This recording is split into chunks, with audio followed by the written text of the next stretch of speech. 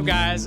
We're here at Stern, Media Day for Dungeons & Dragons, the Tyrant's Eye. Right. Is this an original story on this? It is an original story. It's in the D&D universe, but it's an original story that Dwight and our writer, Zach Prost, wrote. Nice. So, guys, this game's awesome. I mean, we're having a great time with it. We were here with Brian Eddy, game designer with Stern. This is your fourth game with Stern? Fourth game with Stern, right.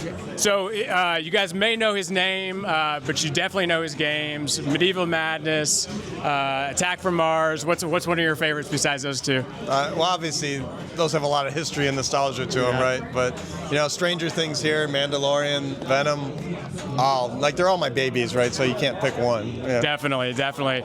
Well, we got a bunch of folks here. You're going to see a ton of media out there. We kind of wanted to talk about, I wanted to talk about the dragon, because one thing that really stood out to me was how big this thing is. Like, it's crazy, right? You see these videos, this stuff, and you don't really know what you're to expect until you see it. But this thing's huge. Can you talk to us about, like, the accomplishment this is for you, having all these classic titles? What's different about this mech for you? Yeah, I think the dragon he's a pretty complex mech as far as all the things he can do, and that's what kind of excites me. You know, besides moving around up and down, left and right, and blocking shots, and he's a bash toy, and he shoots pinballs at you, right? Just a lot of fun gameplay that we can do with it.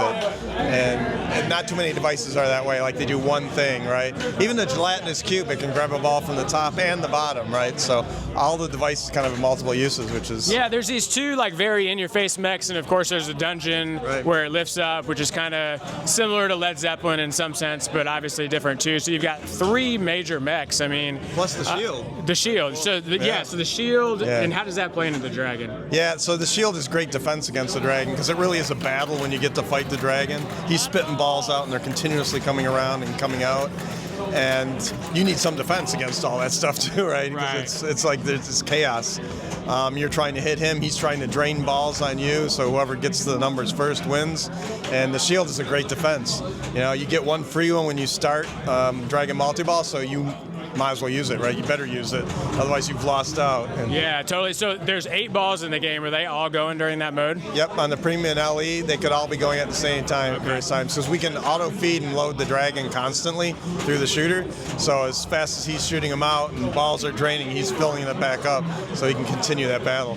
And that mode's a little different, because you're actually, like, fighting the dragon, but his hits on you, unlike a timer hit bar, which is going down normally, it's actually your balls lost counts against your health effectively, and then you have to hit him, or you have to hit the targets behind him? You have to hit him. You hit the targets behind him to steal his gold, so you want to do that too. But to win the mode and get the treasure, right, you want to take him out too. So if he's, right now I think it's set up a little easy for the CS build, but if he drains 15 balls before you hit him 6 times, he wins. The flippers die, all the balls drain out, and then kick a ball and continue the game. So you don't get the reward. Gotcha. And all along the way, there's jackpots kind of on other shots, right? If you can really focus well on it, there's super jackpots and jackpots that come light during the Dragon Multi-Ball too. So there's a pretty complex map, and we won't get into it, but there's a lot going on with that. Is there anything reminiscent of, say, Jurassic Park's map with this, or how is it different from that map in that game? No, it's a little different because it's D&D, and we want it to be a little bit open, so you can move around to any of the places on the map that you want, and depending on what you decide to complete, will actually determine what 3 different endings that you get in the story. So it's really up to the player for where they want to move around on the map, what modes they want to do, if they want to go to Darkhold and play the bonus round with the Endless Goblins, right? So we leave a lot up to the player choice. And if you don't know any of that, you're just going to fall into modes and start playing and killing zombies and other stuff along the way and still have a great time.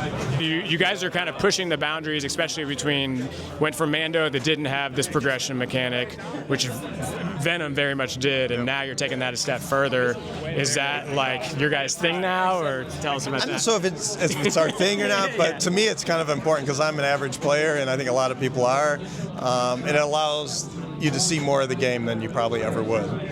Yeah, you can pick up where you left off, and then there is a team mode, which we saw in Mando with you guys. I don't know if you have that in other games, but I know for myself I really enjoyed that, and you can pick a character, and what I thought was cool, you guys said that 2 players can pick different characters, so you can kind of like not only team up, but customize the game in that way. Right, yeah, and there's co-op in it too, so you can play with up to 3 of your friends, right, so 4 players total, and you're all making progress together, so when one person moves forward, everybody moves forward. So it's kind of like playing a D&D campaign. saying, right? Everybody's together trying to get through it to the end with everybody helping out. So nice. So you obviously have some mods coming with this, accessories, right? Yep. Are they going to come on a quicker timetable than we've seen with some other titles? That's or what we're trying. We're really trying to get them out. Yeah. So they're topper, all in progress. we hope. Yep, Yeah, topper. okay, Yep, cool. all the ones you expect, they're all in the progress. ones you expect. Yep. Nice. Okay. And then, are you going to be able to get the speaker light kit for the premium and pro models? Is that Actually, I don't even know. Don't know. Yep. All right. Well, Brian Eddy, guys, and we had Dwight Sullivan as well. We got a bunch of video. So, Brian, thanks for having us. Yeah, man. no, We appreciate absolutely. it. Thank you, Stern.